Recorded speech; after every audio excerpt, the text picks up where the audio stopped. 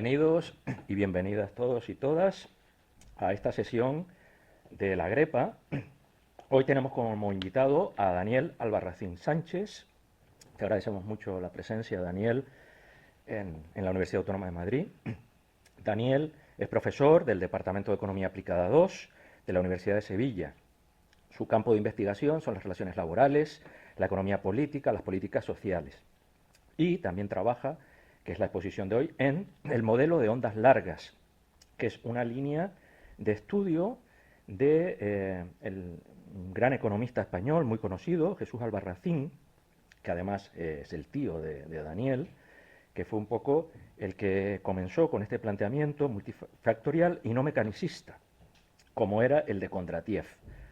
Bueno, aquí querría hacer un pequeño homenaje, ¿no?, a Jesús Albarracín, quien murió a los 57 años de edad, y bueno, es que además me llega mucho, porque es la edad que yo tengo ahora.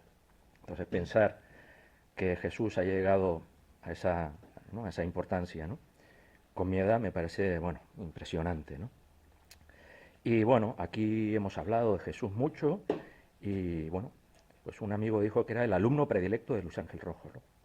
Bien, también otro de los maestros de Daniel es Alfonso Ortí, que es un economista también muy importante, dio clases aquí en la Universidad Autónoma de Madrid de 1976 a 1998 y que pues Alfonso le enseñó a Daniel a ser un generalista de lo concreto, que busca analizar las coyunturas desde las tensiones y brechas que ocasionan las estructuras en marcha, en las que intervienen los sujetos concretos.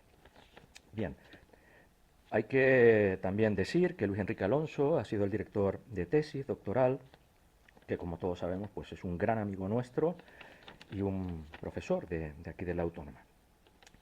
Bien, tiene infinidad de publicaciones, tiene una labor investigadora enorme y además de una amplia trayectoria profesional. Como no puedo contarlo todo por falta de tiempo, yo voy a destacar una que a mí le envidio muchísimo a Daniel, porque cuánto daría yo por estar ahí, Daniel, y enterarme bien de los entresijos de lo que fue para mí una vergüenza de la Unión Europea, que es la intervención de Grecia. Porque yo estoy convencido, siguiendo a la macroeconomía cuántica, de que los griegos habían pagado su deuda sin lugar a dudas. Es un problema del mecanismo de pagos nefasto que tenemos, ¿no? Y bueno, pues Daniel sabe mucho de eso porque aunque no comparta el punto de vista mía, que puede ser un poco extraño, ¿no? Pero bueno, él estuvo como experto en la Comisión de la Verdad de la Deuda Pública Griega en 2015 en el Parlamento heleno de Atenas.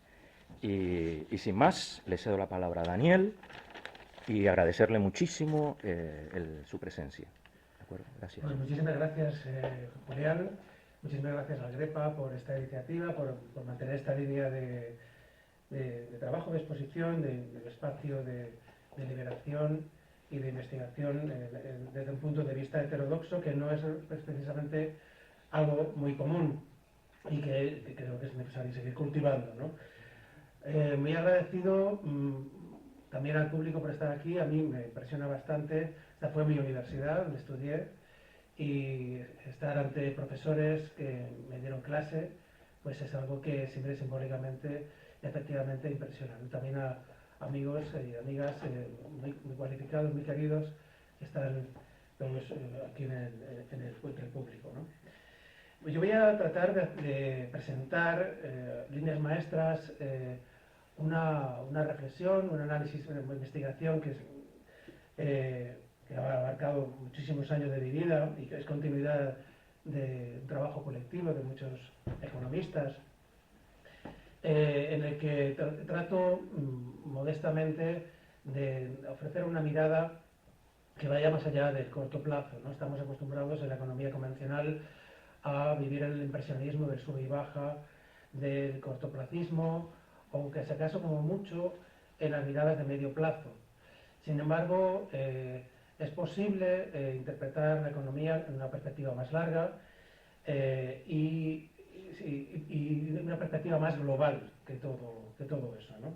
Esa será un poco la idea, tratar de presentar una mirada de largo plazo del desarrollo del capitalismo, tal y como conocemos, Y esto no es muy original, hay varias escuelas que han venido trabajando sobre ello. No voy a detenerme mucho a caracterizar cada una de ellas, pero sí que es importante hacer notar que es una mirada de largo plazo, no es solamente propia de la corriente de pensamiento en la que yo me muevo, ¿no? Brudel, con la Escuela de los Anales, Harvey, en la que también yo veo también muchas cosas, Wallerstein, en la Economía Mundo, la mirada de los largos ciclos sistémicos de Arrighi, entre otros autores, tienen una mirada también de muy largo plazo y yo creo que es también pues inspiradora, ¿no? Y debemos aprender de ellas, ¿no? Cuando traigo aquí una visión de la economía para interpretarla desde un modelo de onda larga, cabe señalar que la forma de entender la noción de onda larga no siempre es coincidente, ¿no? Hay diferentes escuelas que lo han trabajado, bien es conocido que Kondratiev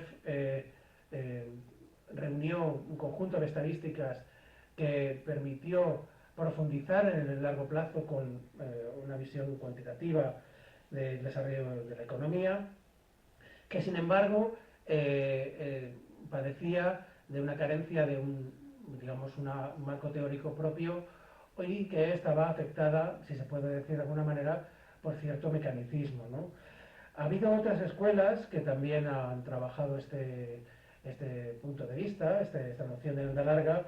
La más conocida, la que más prácticamente ha tenido, es la Escuela de la Innovación, que tiene como precursor a Schumpeter y que luego ha dado pie no solamente digamos que sería el economista, decimos, neoliberal más sólido de los que yo creo que existe, sino que ha dado pie también a interpretaciones heterodoxas también dentro de esa escuela, en la que yo tengo mis diferencias, pero que me merecen mi máximo respeto, ¿no? Dentro de lo que es la economía evolucionaria, ¿no? Con Chris Freeman o Carlota Pérez como figuras más conocidas, o más recientemente también la propia Mariana Mazzucato, ¿no? Había otras escuelas, Escuela de Inversión de Capital de Jake Forrester, hubo otras hermanadas, la Escuela de Estructuras Sociales de Acumulación de McDonough, o la Escuela de la Regulación Francesa, que también he trabajado en profundidad durante varios años, y también dentro del campo del marxismo, una lectura de la teoría, una lectura más mecánica de la ley de descenso de la tasa de ganancia, en la que los autores más conocidos son Michael Roberts, Carl Sedey, Kleiman, entre otros, ¿no? Lo que yo voy a introducir se encuadra en una subescuela que podemos caracterizar como la escuela de las crisis capitalistas, ¿no? Que tiene como originador al propio León Trotsky, que toma los análisis de Kondratiev y desarrolla una visión en su libro Las curvas del desarrollo capitalista de carácter no mecánico, ¿no? Pero que tiene una visión de largo plazo y que desarrolla cosas que Marx no había emprendido en su momento, ¿no? Posiblemente hay muchos otros autores, quizás el que más se ha prodigado en esto es el economista belga Ernest Mandel, del que era mi tío, que es mi maestro, a su vez era discípulo de este economista. Pero ha habido otros tantos que también han trabajado en la noción de onda larga desde este punto de vista, ¿no? Michel Usson, Francisco Lousa, Sesnet, Lecoq, Gordon Screpanti, ¿no? También el propio Ambar Shaikh, posiblemente uno de los economistas más potentes del campo del marxismo, también emplea esta noción de alguna manera, y otros tantos autores han trabajado en esta línea, ¿no? En España, Jesús Albarracín, Pedro Montes, algunos de los más destacados, ¿no? En este sentido, bueno, no voy a entrar a hacer un retrato de los debates actuales, posiblemente para el debate final, pero sí me gustaría enunciar algunas cosas en relación a alguna charla anterior que ha habido que entronca directamente con el mismo objeto, ¿no? La economía mundial, ¿no? Hay un debate sobre un debate en el que se plantean preguntas del tipo siguiente, ¿no? ¿Existen las ondas largas o solamente existen ciclos industriales periódicos de medio y corto plazo. Esa es una pregunta que hay que hacerse. En este sentido, ¿cuál es el vector animador del ciclo de acumulación? Véase en términos más convencionales, el crecimiento o la inversión. Es la sobreacumulación la que guía este tipo de elementos, o la tasa de ganancia. Aquí surgen debates, por ejemplo, con Rolando Astarita. José Antonio Tapia mostró una perspectiva concreta, y creo que empíricamente correcta, que apuesta por una visión en la que pone en primer lugar la tasa de ganancia como el vector estimulante de la tasa de acumulación, pero también quería mostrar alguna diferencia dentro de que los elementos empíricos que yo manejo y algunas interpretaciones sobre esta secuencia yo las comparto, pero decía él en la última charla, si no recuerdo mal, que no había ningún tipo de recurrencia en los ciclos económicos. Él no veía que hubiese unas ondas largas en este sentido a largo plazo, o que no era pertinente aplicar ningún criterio, ni siquiera del tipo de modelo que, por ejemplo, las estructuras sociales de acumulación propone, ¿no? Quedaba así su planteamiento un tanto empirista, haciendo una reflexión teórica de medio alcance o alcance medio. Y yo creo que cuando negaba la visión de onda larga, estaba claramente haciendo algo que yo comparto, que es tratar de huir de la visión mecanicista, de regularidad perfecta, a la que algunos autores marxistas nos tienen acostumbrados, ¿no? Sin embargo, yo creo que las ciencias sociales, las ciencias económicas también, todas las ciencias en general, tienen que mantenerse ese diálogo permanente entre teoría y empiria, y dando un papel a lo histórico importante y a los sujetos, ¿no? En este sentido, mi propósito es tratar de introducir esto y sin renunciar a que tengamos un modelo teórico interpretativo, pero eso sí, con todas las prevenciones y planteando un modelo interpretativo que sea pluricausal, que no sea mecanicista tal y como la historia lo es, ¿no? Sí, las cosas se mueven en la economía no por azar ni por mecanicismo, sino algo intermedio, ¿no? Por eso hay que siempre estar pendiente de procesos históricos, ¿no? En ese sentido, autores que han trabajado empíricamente en el tema de la onda larga, como Michael Roberts, sin embargo, pecan de esta visión, ¿no? De mecanicismo, de un estancacionismo ineluctable, que habría que, aunque yo comparta en la coyuntura actual que vamos a un proceso de estancamiento, sin embargo, no comparto una visión mecanicista a este respecto. Hay más debates sobre la mesa, sobre cuántas ondas largas hemos atravesado, si 4, 5 o 6, ¿no? Sería materia también de esta presentación. Desde el punto de vista en el que yo voy a manejar la noción de onda larga, tal y como interpreta las dinámicas de ondas largas,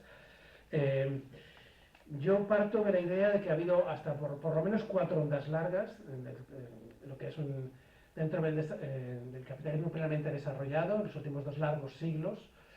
Ha habido 2 ondas largas en el siglo XIX, y otras 2 que se inauguran en el siglo XX, y esta cuarta última está en la situación de discusión, ¿no? Hay una discusión sobre si son 4, son 5, o qué sucede con ello, ¿no? Siempre teniendo la idea en la cabeza de que las ondas largas no preceden al curso de la economía, sino que debe entenderse como un comportamiento que se entiende dentro de una etapa subhistórica, ¿no? En la que un conjunto de instituciones y de políticas se han asentado, y que la lógica del movimiento del capital sigue su curso una vez que esas reglas están establecidas. Si se cambian esas reglas en el periodo histórico, puede dar un comportamiento diferente de onda larga. Y eso nos dará alguna pista para entender y para interpretar qué pasó a partir de los años 90, ¿no? La noción de la onda larga que manejo, afín a la de Mandel o la de mi propio tío, Jesús Albarracín, plantea que los ciclos económicos, hay ciclos de corto plazo, que tienen que ver con el ciclo de inventario, de existencias, ciclos de medio plazo, que tienen que ver con el ciclo de rotación de capital, y hay ciclos a largo plazo, ondas largas en sí mismas, que están orientadas por la ley tendencial de creciente de la tasa de ganancia. En este sentido tenemos una dinámica que cuando se asienta el modelo SAF histórico, genera normalmente un periodo de ascenso que está endógenamente abocado a cambiar a medio plazo, cuando hablamos de medio plazo, 20-30 años, a cambiar su secuencia a un proceso de estancamiento, ¿no?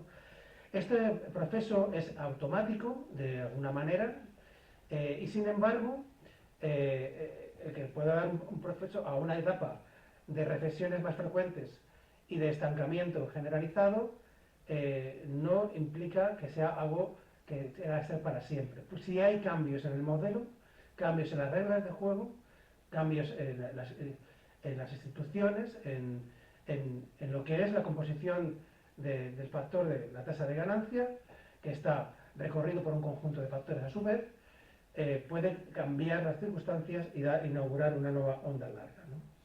Este sería un poco el planteamiento de fondo, entonces, en el que tiene un cierto protagonismo la idea de tasa de ganancia, pero, como digo, la tasa de ganancia, siendo un vector de la onda larga, no es el vector único y el discursivo, y además hay que entenderlo como un factor que está influido a su vez por otros factores sociohistóricos, sociopolíticos y socioeconómicos para poder entender su evolución, y no solamente su dinámica interna, ¿no? Tiene una dinámica interna, una dinámica endógena, pero a su vez está influida exógenamente por un conjunto de factores sociohistóricos, sociopolíticos, técnicos, también ecológicos y otros factores que lo van a contextualizar, ¿no?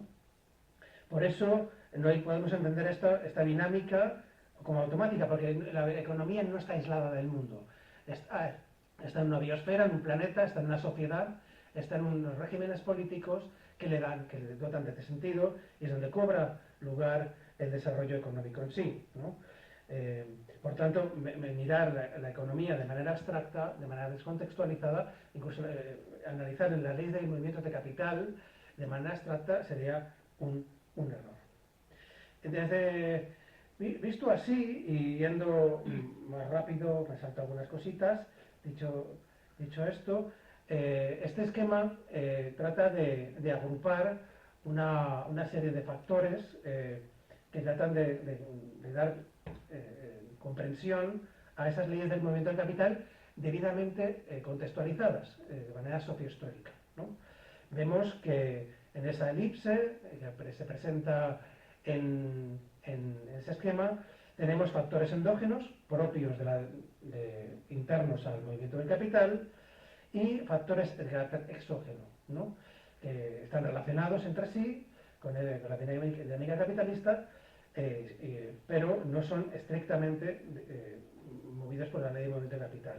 El factor fundamental es la lucha de clases, entendido que el conflicto de clases y la acción de los sujetos sociales concretos pues es decisiva, ¿no? Para entender la configuración de ese modelo en cada etapa de la historia histórica, tanto como para incidir en la evolución cuantitativa de los diferentes factores que va a moverse, sobre los que se va a mover el movimiento de capital. Tenemos dos factores que van a configurar la tasa de beneficio, la tasa de plusvalor y la composición orgánica del capital. Son en el numerador y el denominador de esa tasa de beneficio, la tasa de ganancia. A su vez, esos factores están recorridos por elementos socioeconómicos y sociohistóricos. La tasa de plusvalor, una incidencia clarísima de la lucha de clases también aquí, donde la relación de capital de trabajo está incidiendo permanentemente, la configuración de las reglas de las normas de relaciones laborales, el sistema de organización del trabajo, la reglamentación laboral y otros elementos, al igual que la composición orgánica del capital incide en la evolución de la productividad, el desarrollo tecnológico y otros componentes de carácter sociotécnico, ¿no? Esto está contextualizado además y además envuelto. Y aquí hay una consideración que la economía está dentro de la biosfera, ¿no? Y por tanto es completamente pertinente entender que está afectada por los flujos de materiales y energía y de los límites que el planeta nos permite, ¿no? Y por tanto también va a incidir no solamente en la lógica de precios, sino en la productividad de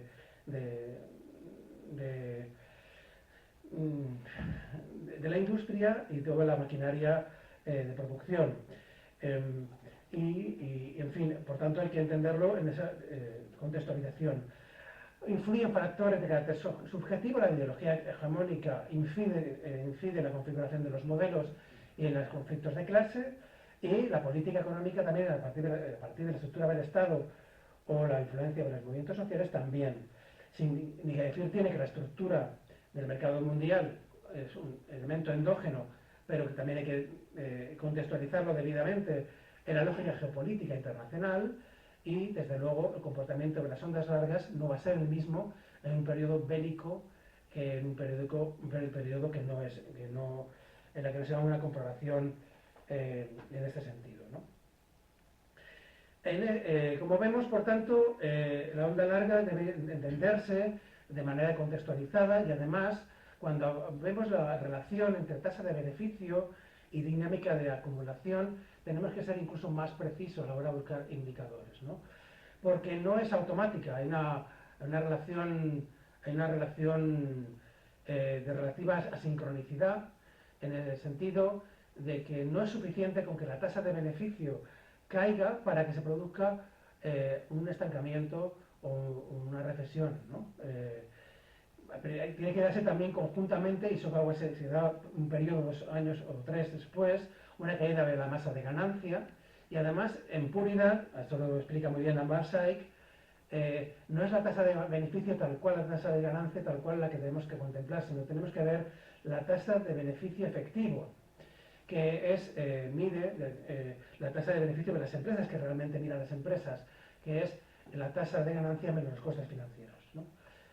Luego veremos empíricamente cómo los ciclos económicos se explican mucho mejor por esta otra variable que por la tasa de ganancia, porque realmente la tasa de ganancia es un indicador adelantado, y las crisis se producen años después, porque durante un tiempo tú puedes aumentar todavía la acumulación, tenemos que esperar a que la masa de ganancia se retroceda, el volumen de negocio, para entendernos en términos convencionales, y ya después se produce una ralentización de la acumulación, ¿no? Bien, para ir un poco al grano y para entender un poco las tensiones a las que están abocados el desarrollo de la economía contemporánea, nos puede servir qué pasó en la transición de la tercera a cuarta onda larga. Estamos hablando del periodo en el que se sale de la Segunda Guerra Mundial y vamos entre los años 50, ¿no? Como sabéis, es el periodo de la edad de oro del capitalismo, donde va a haber un periodo de crecimiento económico muy, muy potente, y van a coincidir un conjunto de políticas neokeynesianas, socialdemócratas en los países occidentales, y va a haber por lo menos 2 décadas de un crecimiento bastante vigoroso, ¿no? Pero, ¿cómo explicamos desde este modelo que esto sucediese así? ¿Es algo fruto de la suerte? ¿Es el clima? En fin, hay una innovación tecnológica que lo facilita y nos sorprende? ¿Qué pasa? Bueno, pues lo que detectamos es que para inaugurarse una nueva onda larga ascendente, vigorosa, se tiene que haber dado antes varios fenómenos. Primero, una destrucción de capital que se va a coincidir con la crisis de los años 30 y la Segunda Guerra Mundial, la destrucción física de capital que permite disminuir la composición orgánica del capital, que es el denominador de la tasa de ganancia. También se tiene que producir una derrota política de la clase trabajadora, es decir, que se traduce materialmente en aceptar reglas de juego que van a perjudicar sus condiciones de vida. Los salarios van a retroceder en términos reales, se van a aumentar las jornadas laborales, se va a intensificar el trabajo y se van a retroceder los derechos en general. Esto es lo que permite que la tasa de ganancia aumente en general, ¿no? Por tanto, precede para que haya una onda larga expansiva, debe preceder un aumento de la tasa de ganancia, que por sí sola no habría crecido y no se hubiese producido sin estos hechos, ¿no? Ahora, para explicar, eso sí, el vigor del crecimiento de esta cuarta onda larga, que Mandel calificó como capitalismo tardío, es cuando cobra lugar, tiene sentido hablar de la incorporación de la tercera revolución científico-tecnológica, que no es la que origina la onda larga, sino es la que permite profundizar, extender y darle mayor vigor. Luego me detendré un poco con esto para que se explique mejor. También es un momento en el que se va a integrar parcialmente a la clase trabajadora en el mundo occidental, y esto va a facilitar la introducción de políticas que van a fortalecer la demanda efectiva y a su vez regular los ciclos económicos del periodo, con la intervención del Estado, ¿no? Con un comportamiento del Estado diferente a otro periodo. Y que no va a interrumpir en modo alguno la colonización económica de los países del sur, que va a permitir esa acumulación por desposesión permanente que se ha descrito tantas veces, ¿no? Me quería detener un poco brevemente en el papel de la tecnología, porque aquí está un poco la diferencia clave entre aquellos que utilizan la tecnología como motor inmóvil del cambio del planteamiento que algunos sostenemos, ¿no? La corriente post-schumpeteriana plantea que el capital se anima por la capacidad de innovación técnica o mercantil de los capitales de industria, ¿no? El empresariado se anima a invertir y por tanto se arriesga y consigue con introducción de mejoras productivas, tecnológicas y abrir nuevos espacios de negocio, ¿no? Sería la explicación más avanzada que tienen los modelos convencionales y que luego, bueno, las dinámicas de destrucción creadora hace que el capital menos eficiente desaparezca y perviva el más productivo, ¿no? En este sentido, empíricamente los hechos no parecen avalar este tipo de interpretación, porque cuando entendemos la dinámica de las revoluciones científicas, la revolución científica, la acumulación de saber, tiene una dinámica más o menos lenta, y tenemos que distinguir diferentes fases, ¿no? Por un lado, la investigación fundamental. La investigación fundamental es muy lenta y para que haya aplicaciones al mundo productivo tiene que darse muchas fases intermedias, desde que Einstein empieza a explicar la teoría de la relatividad hasta que se ponen satélites en órbita, pasa prácticamente casi un siglo o un poco menos de un siglo, ¿no? En este sentido, tiene que darse una fase de traducción de la investigación fundamental en innovaciones, patentes e inventos, pero esto no será suficiente, esto no se traducirá industrialmente si no se invierte en ello. En este sentido, los capitalistas van a estar siempre pendientes de las oportunidades de negocio, del nivel esperado de la tasa de ganancia, que también se observará no solamente como expectativa, sino también como experiencia, a la que buscarán y solo invertirán masivamente en una nueva tecnología si se ofrece una rentabilidad suficiente como para que pueda amortizar modelos industriales anteriores. Y esto significa un aumento de la tasa de ganancia muy, muy importante, ¿no?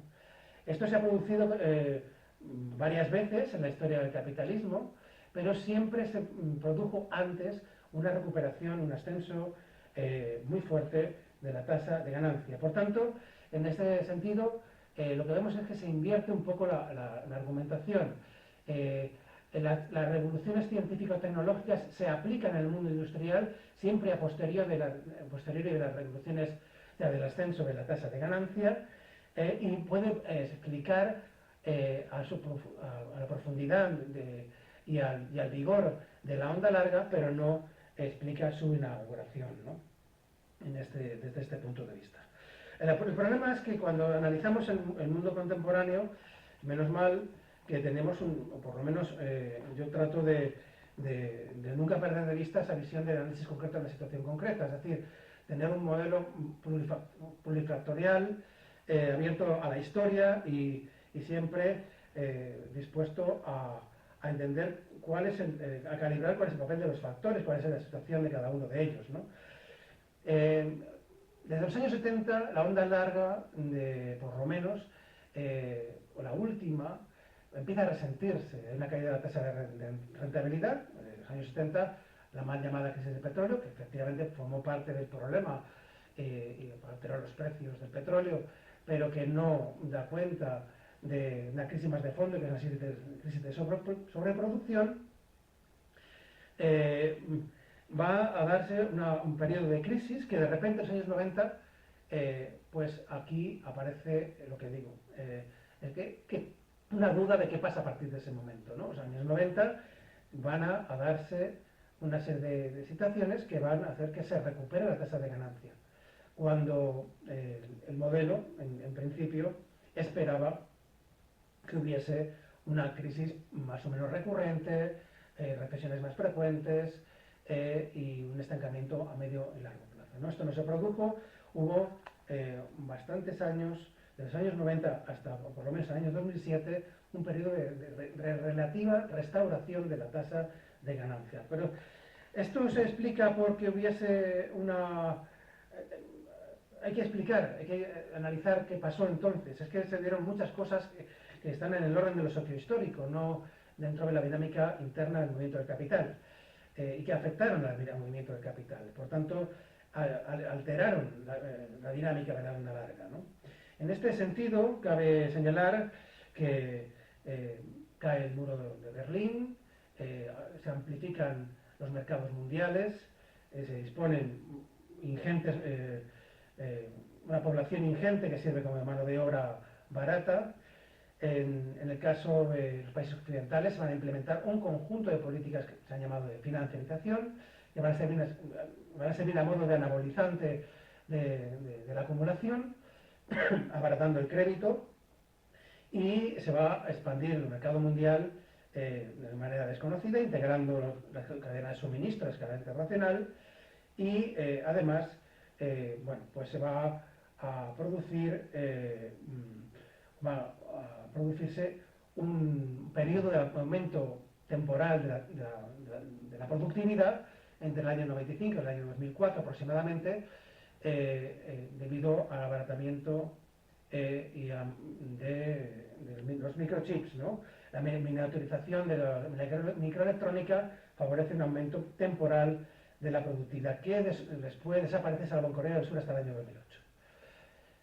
Estos elementos van a alterar la onda larga y eso da pie a que muy pocos autores señalen que a partir de los años 90 se presenta una nueva onda larga, expansiva, pues Andreas Malm, por ejemplo, Claudio Kass señalan que entramos en una nueva etapa, y todos los autores, prácticamente todos, los autores de la Escuela de la Economía Evolucionaria, van a achacar a la tecnología esta inauguración de una nueva quinta onda larga. Sin embargo, desde mi punto de vista, y no solamente desde el mío, sino Francisco Lousa, Michel Husson y otros, consideramos que es una onda larga singular, que no ha generado una nueva onda larga expansiva. Ha habido, si acaso, una oscilación dentro de esta onda larga que la hace más duradera, y que no cabe esa oscilación dentro de la onda larga, aunque ha permitido restaurar la tasa de ganancia, lo ha hecho de manera insuficiente para que genere una acumulación en espiral. Sería un poco la interpretación, pero está sujeta a discusión. De hecho, buena parte de los autores que dicen que a partir del año 2008 estamos en una etapa de estancamiento, yo no tendría mayor problema a la hora de aceptar esa valoración, siempre y cuando no nos cerremos a una visión mecánica, porque, como vemos, la dinámica del movimiento del capital está siempre sujeta a elementos sociohistóricos, elementos endógenos, que hay que estar estudiando permanentemente, porque aunque la tendencia por sí sola es al estancamiento o a la crisis recurrente, sin embargo, podrían darse contratendencias y fenómenos externos que alterasen la dinámica. Tenemos que estudiarlo por eso de manera empírica, esta cuestión. Bueno, por ir rápidamente solo enunciaré, además, aparte de los elementos que he señalado, otras novedades del periodo que van a influir en la dinámica de la estructura de acumulación, ¿no? Hay una política nueva, neoliberal, pero no es una política neoliberal tal y como propugnaron los economistas neoclásicos, es un neoliberalismo pragmático que bebe de escuelas que también han dado un protagonismo al Estado. El Estado tiene un protagonismo en la fase actual, mucho mayor de lo que podríamos imaginar, pero es un Estado bien diferente, un Estado socialdemócrata. Puede inspirarse este neoliberalismo con fórmulas socialdemócratas muy poco, en ese sentido, porque tiene más rasgos este Estado de animar el mercado y de rescatar a las grandes corporaciones, con fórmulas institucionales que van a apoyar al mercado, tal y como los ordoliberales podrían plantear, o como los schumpeterianos, Línea Mazzucato, podrían sugerir, que el Estado está contribuyendo a que el mercado funcione mejor. Pero no es un Estado socialdemócrata redistributivo, sino todo lo contrario.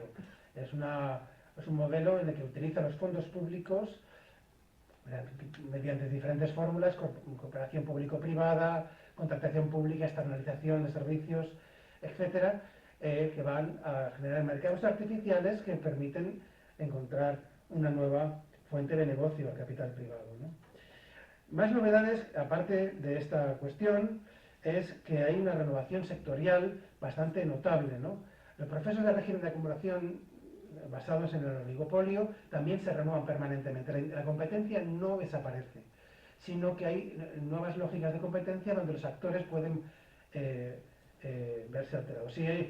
Si la industria antaño fue sustituida por el sector financiero y la banca como sectores hegemónicos en el ciclo del capital, ahora mismo las grandes tecnológicas, y detrás de las grandes tecnológicas, a su vez las sociedades de inversión, parece que están teniendo una capacidad de remodelación estructural del conjunto de la economía. Y por tanto tenemos que tener presente que la competencia está teniendo lugar, pero está teniendo lugar en otro espacio donde la cadena de valor, esa guerra se está librando en espacios de la cadena de valor que hasta la fecha no eran los preeminentes, ¿no? Hay nuevas fases de la cadena de valor que tenemos que prestarle más atención, ¿no? Las sociedades de inversión, si lo pensamos, son las grandes propietarias también de las grandes tecnológicas en algunos casos, y si nos fijamos, las grandes tecnológicas es el único sector de la economía que tiene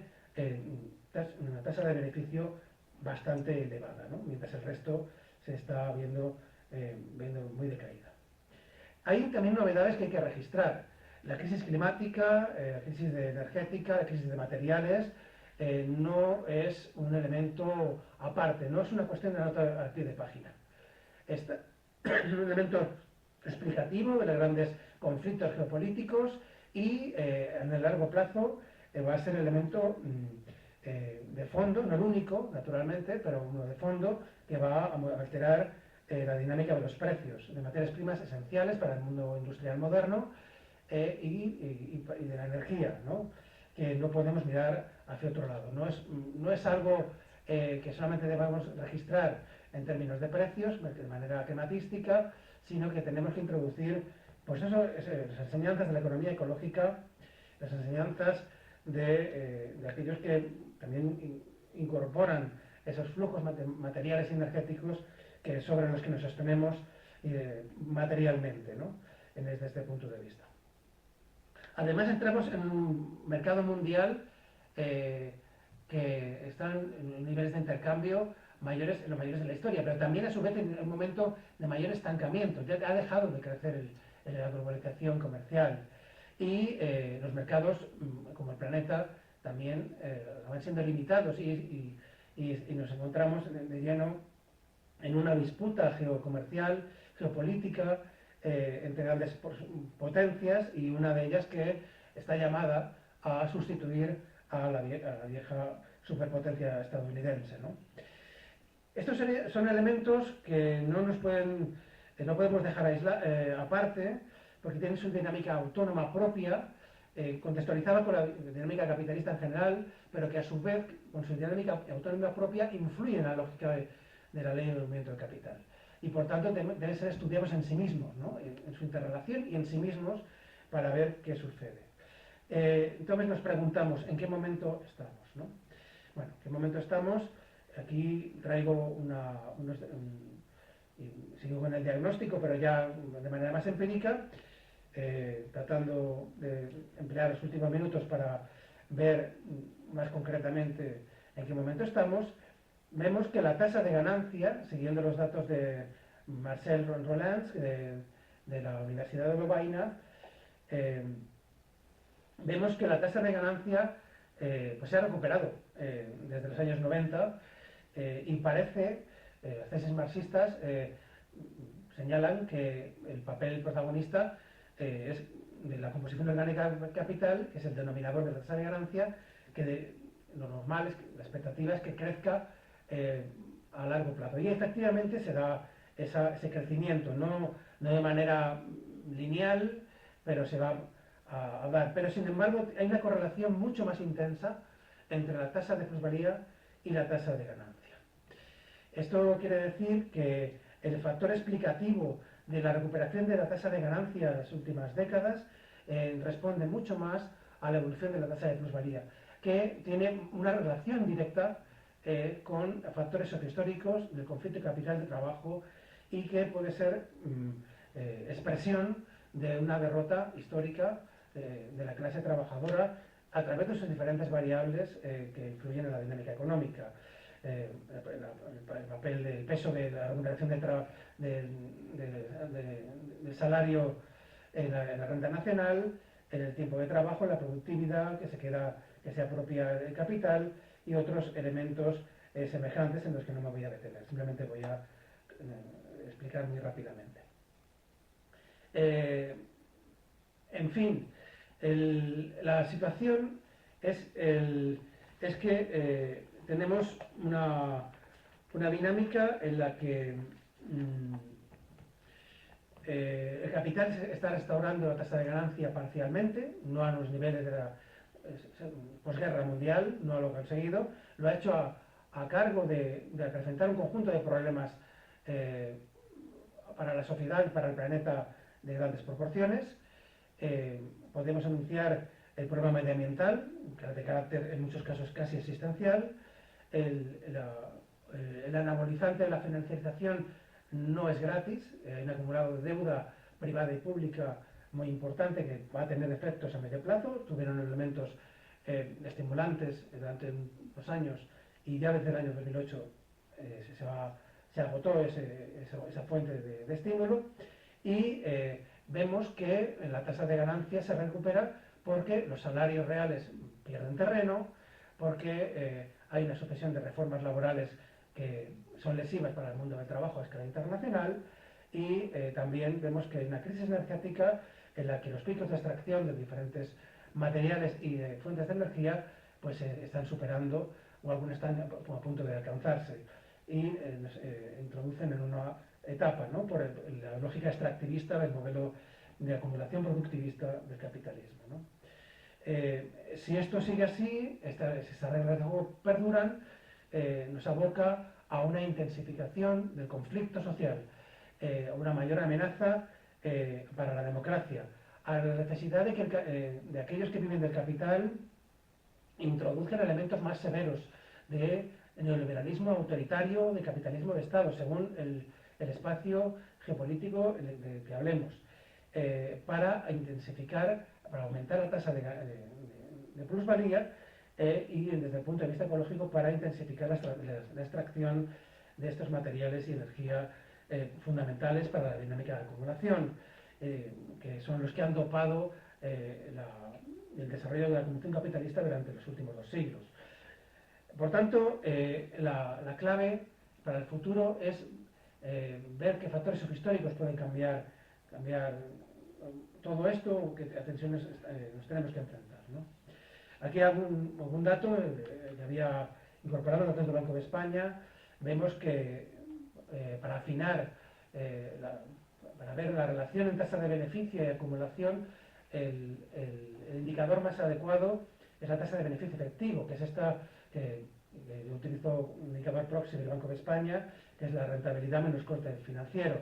Vemos que en los últimos 20 y tantos años, últimos 25 años, hay una correlación clarísima entre la dinámica de este indicador, quizás de manera un poquito atrasada, respecto a las crisis económicas que hemos padecido en los últimos años, ¿no? La crisis del 2008, del 2012, o la crisis también ya se anunciaba con la crisis del COVID, ¿no? También la crisis del 2001 serían, y que viene a coincidir también con lo que Tapia señalaba en su presentación anterior, ¿no? Tensiones de escenarios, ¿qué nos jugamos, ¿no? ¿Qué está para el capitalismo, para tener más vigor, necesita que sucedan varias cosas, ¿no? Algunas, vamos a ver esta la cuestión cada una de ellas. Primero, necesita que se recupere la tasa de explotación. La tasa de explotación se está aumentando. Está aumentando, los datos, luego lo veremos, con algunos datos que lo van a presentar, está recuperando, pero no al nivel que sucedió entre los años 30 y la Guerra Mundial. No es suficiente para tener una recuperación de la tasa de ganancia a los niveles de poder inaugurar una nueva onda larga expansiva. También otro factor que podría contribuir a la recuperación de la tasa de ganancia es una destrucción masiva de capital. Lo que no se ha producido porque los diferentes gobiernos han decidido tratar de salvaguardar todo el capital ficticio posible.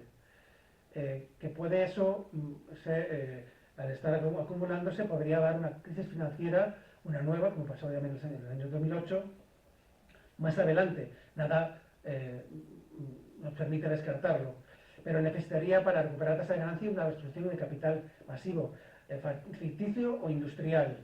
Ya ha habido dinámicas de relocalización de capital que han contribuido a la restauración parcial de la tasa de ganancia en los países donde se ha invertido. Pero esto tiene un factor, una incidencia menor a escala global. Necesitaría también un aumento vigoroso de la productividad. Sin embargo, esto no se encuentra, salvo en el periodo 1995-2004, no hay un aumento de la tasa de productividad.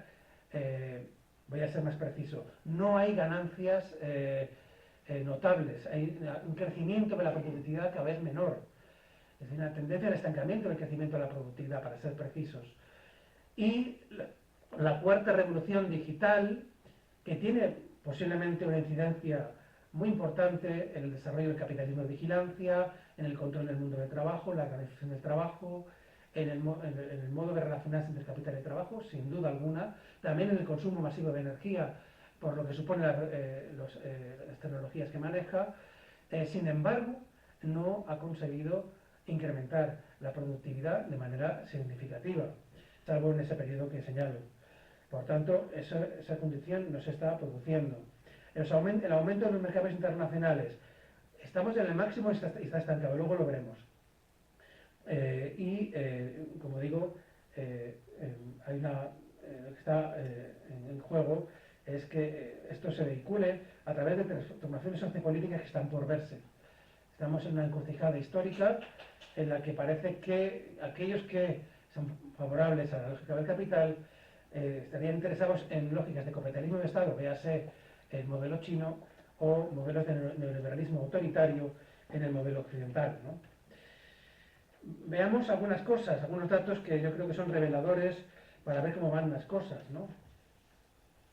Primero, hay quien piensa que las tecnologías van a destruir el trabajo y va a sustituirlo, y que, en fin, podríamos desarrollar una lógica aceleracionista.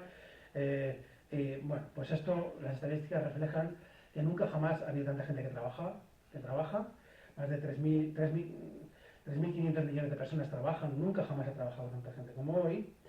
Otra cosa es en las relaciones en las que están, ¿no?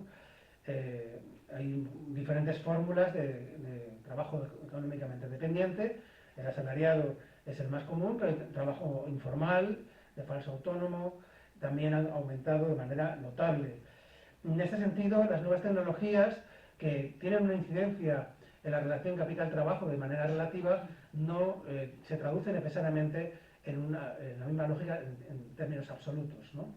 Al capital sustituir tecnología por trabajo solamente cuando sale rentable y, además, y si de veras fuerza de trabajo está dispuesta a emplearla siempre que sea su coste laboral menor. Y por tanto el capital es devorador, nunca va a desaprovechar si tiene en su mano fuerza de trabajo disponible, ¿no? Ni que decir tiene que esto tiene dinámicas que habría que hacer una diferenciación entre países del sur y del norte, centro y periferia, pero no hay tiempo para explicar todos esos aspectos, ¿no?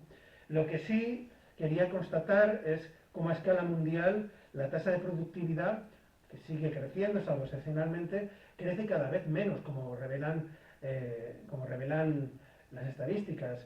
Quizás hay diferencias entre economías emergentes y economías centrales, pero todas tienen una dinámica a largo plazo, dentro de grados diferentes, hacia un relativo estancamiento. Por tanto, aquí no podemos encontrar ninguna razón para pensar que una nueva onda larga expansiva, o no por esta razón será posible.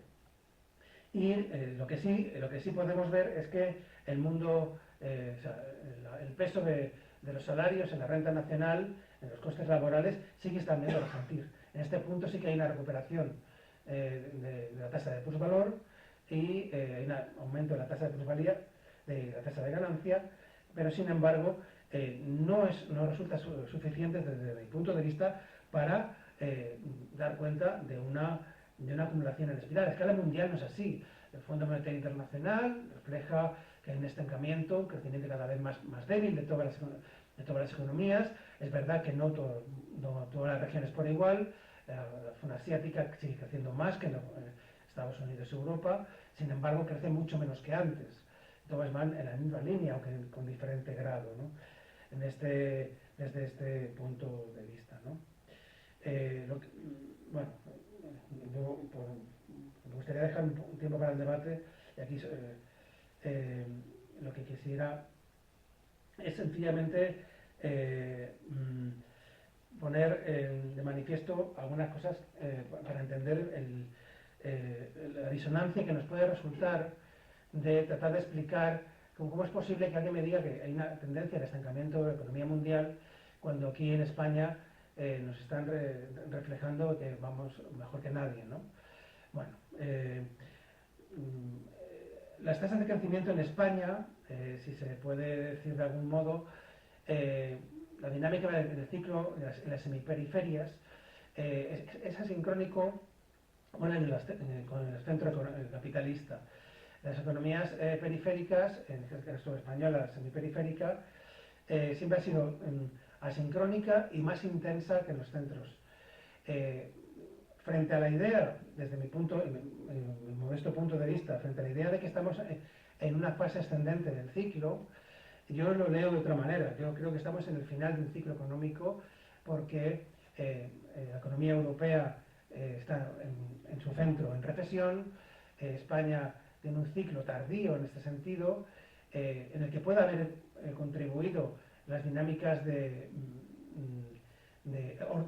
entre ordoliberales y keynesianas de estímulo de mercado, modelos de Next Generation, intervención del Estado, de una gestión pragmática neoliberal, en la que se garantizaba la sostenibilidad financiera con mayor participación del Estado, pero sin dejar de cumplir, menos ahora hacia el futuro, con la restauración del Pacto de Estabilidad y Crecimiento, sin dejar de cumplir el parámetro liberal de sostenibilidad financiera. Lo que vemos en los próximos años es que va a volver la austeridad. Este ciclo económico creo que tiene muchos elementos para pensar que se va a agotar bueno, no ha habido una recuperación de derechos laborales y salariales en los últimos años de manera significativa. Quizás en el último año hay algún elemento que permite observar una recuperación de los salarios por encima del poder adquisitivo, pero llevamos muchísimos años un retroceso del poder adquisitivo muy notable, y no ha habido en las reformas laborales anteriores una recuperación de derechos significativa. Ha habido, en ese caso, elementos que neutralizaban el proceso de profundización del modelo neoliberal, pero no lo ha revertido, ¿no? En ese sentido, no creo que debemos ser en este momento optimistas o por lo menos pensar que las políticas que se están llevando a cabo sean suficientes para cambiar esta lógica de fondo que estamos señalando aquí, ¿no? Por ir terminando y dejar pie, si es posible, a algo de debate, no quería consumir todo mi tiempo. Bueno, aquí un dato del proceso de estancamiento del comercio mundial. Vemos que desde el año 2010 hasta ahora esto se ha ido estancando. El proceso de deuda, crecimiento, a pesar del desendeudamiento de los últimos 2 años desde la pandemia, la deuda está en niveles históricos. Esto va a tener costes financieros sí o sí en los próximos años, con una tasa de ganancia escasamente recuperada. Lo que quiero terminar, por cerrar un poco, es que la mirada de largo plazo nos permite ver las dinámicas, los factores estructurales sobre las cuales los sujetos pueden intervenir. Carlos Marx decía que somos libres, pero no elegimos el contexto en el que lo somos. Y por tanto, estudiar los factores objetivos en los que operan los factores subjetivos es fundamental. La dinámica en la que está cabalgándose la economía, la sociedad y la historia son dinámicas contradictorias, repletas de fracturas, de tensiones, en las que los sujetos intervienen. Hay periodos más estables y periodos de crisis, y estos periodos de crisis son momentos de oportunidad. También se puede trabajar en momentos de estabilidad, pero normalmente las contradicciones se desatan en estos momentos de crisis, y por tanto una lectura, un análisis de fondo, de largo plazo, para ver cómo se interviene en la coyuntura, puede ser especialmente fértil, ¿no?